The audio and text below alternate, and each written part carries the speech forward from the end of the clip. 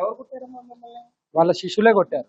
ఇప్పుడు ఉదయం జరిగింది అది అంటే ఎప్పుడు కొట్టారు? ఎప్పుడు దాడి చేశారు మీ మీద? 9వ తారీఖు. 9వ తారీఖు.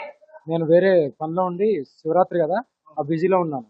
ఇప్పుడు ఫ్రీ దొరికింది కాబట్టి వా ఎప్పుడైతే నేను ఒక వీడియో పెట్టానో శ్రీశైలం నుండి రాజేష్ నాథ్ గురించి ఒక వీడియో పెట్టానో ఎంతమంది బాధింపబడ్డారో వాళ్ళందరూ నాకు కాంటాక్ట్ అయ్యారు, ప్రూఫ్లు కూడా ఇచ్చారు. అయ్యే ప్రూఫ్స్ తో నేను ఉన్నాను. అది సో వారు ఏమన్నా ముందుకు వచ్చి కంప్లైంట్ ఏమైనా ఇస్తారు అంటే వారి వివరాలు గోప్యంగా ఉంచుతాం. గోప్యంగానే ఉంటారు, వస్తారు, కంప్లైంట్ ఇస్తారు. ఫేస్ ఎవరికి చూపెట్టరు, ఊరి పేరు కూడా చెప్పము. వస్తారు, కంప్లైంట్ స్వయంగా నేనే తీసుకొస్తాను, కంప్లైంట్ ఇప్పిస్తాను, వెళ్తాను. ఇప్పుడు ఎందుకు జరిగిన దానికి నా మీద దాడి జరిగింది ఇక్కడనే తణుకులనే కాబట్టి నేను అక్కడ అందుకే ఇక్కడనే కంప్లైంట్ ఇచ్చి ఎఫ్ఐఆర్ తీసుకొని వెళ్ళిపోతాను. శివరాత్రి ముందు జరిగింది మీ మీద దాడి? యా, ఒక రోజు ముందు. ఏంటి ఇప్పుడు ఆ మహిళల్ని మీతో పాటు ఎందుకు తీసుకురాలేదు? ఆ వీడియోలో అమ్మాయి క్లియర్ గా చెప్తుంది, అగోరి మాకు చెప్పింది, నాకు ధైర్యం వచ్చింది, నేను చెప్పానని. సో మీతో పాటు తీసుకొచ్చి ఎందుకు కంప్లైంట్ ఎందుకు? ఇప్పుడు అందరికి చూపెట్టాల ముఖం, అందరికి చూపెట్టి అందరు ఇచ్చేయాలనా? ఇప్పుడు నేను వాళ్ళ పేర్లు ఎత్తానా, వాళ్ళ ఫేసులు చూపెట్టానా? ఇదే రాజేష్ నాథ్ గారు వేరే అనుచరులతోనే వాళ్ళకి థ్రెట్టింగ్ ఉండడానికి గ్యారంటీ ఏంది? నువ్వు ఇస్తావా? నువ్వు డైలీ కాపాడుతావా? పోలీసులు కాపాడతారా? కాపాడలేడు కదా, మరి నేను కాపాడుకుంటాను. నేను కాపాడుకుంటాను. సరే రేపు ఇప్పుడే నేను వీడియో కాల్ నీకు పేజ్ చూపెట్టాలా? మరి నీ కెమెరాకి చూపెట్టమంటే చూపెడతా నేను, కాదు కదా. మీకు అతను ఏదో కొంచెం మంచిగా చెప్పాడు, ఎట్లా ఉండాలి ఏంటి అనుకోండి, మీరు ప్రెస్ మీట్ కూడా పెట్టారు. నేను పెట్టానా వాళ్ళు పెట్టారా? వాళ్ళు పెట్టారు. మరి నన్ను అంటావన్నా? వాళ్ళ క్రేజ్ గురించి ఎవరైనా పెట్టుకోవాలి. సో ఇప్పుడు మీరు కంప్లైంట్ అయితే ఇస్తున్నారా? కంప్లైంట్ ఇస్తాను, ఎఫ్ఐఆర్ లేని ఇక్కడికి వెళ్ళి కదలను. అది అంటే మీకు నా గురించి, నా మీద దాడి గురించి నేను కంప్లైంట్ పెడుతున్నాను. రేపు బాధితులను తీసుకొని వచ్చి కంప్లైంట్ పెట్టిస్తాను. ఓకేనా? అది ఇప్పుడు మీరు ఇప్పటికైనా మహిళా సంఘాలు హిందుత్వం వాదులు అంటున్నారు కదా, ఇలాంటి జరిగినప్పుడు స్పందించండి. ఇలాంటి జరిగిన వాళ్ళని ఇలాంటి చెత్తన వాళ్ళని చితగొట్టండి, రాళ్లతో కొట్టి చంపేయండి. అంటే మాకేం తెలుసు, మీరే వెళ్ళారు కదా ముందు, ఫస్ట్ అసలు స్టార్టింగ్ మీరు వెళ్ళారు కదా, అసలు అతను ఉన్నాడని కూడా తెలియదు. తణుకులో మీరు వెళ్ళేదారు.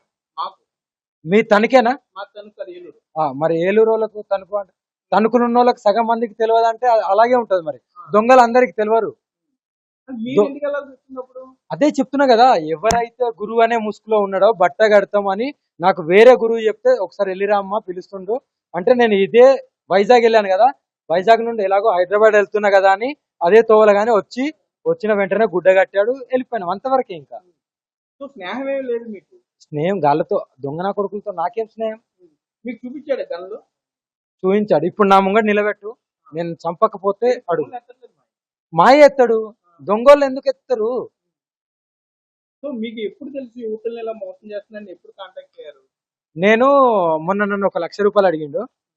నన్ను 1 లక్ష రూపాయలు అడిగితే నేను అన్నాను దేనికి అన్నాను, కొద్దిగా నాకు ఇబ్బందులు ఉన్నాయి అది అంటే నాకు తెలిసిన ఒక అడ్వకేట్ ఉంటారు, నాకు తెలిసిన ఒక అడ్వకేట్ కరీంనగర్లో ఉంటుంది, ఆమె త్రూ నేను వేపించి నేను ఇచ్చేసిన తర్వాత నేను అడిగితే నా మీదకి రివర్స్ అయింది. వాళ్ళ శిష్యులతో ఏదో కొట్టించిండు. ఇయ్యము ఏం చెప్తాడా మళ్ళా నిన్న ఏమో పడ్డానే అంట, నేను చూడలేదు, ఆమెకు అడగాలి, నేను పడ్డాయని నాకు మెసేజ్ పెట్టింది అంతే. ఏంటి యువతులు తీసుకుని మీరు పోలీసులు కాంటాక్ట్ అవుతారు అయితే? ఆ యువతులతో మోసపోయిన వాళ్ళతో బాధితులాలు ఇంకా ఎంతమంది ఉన్నా సరే రావచ్చు.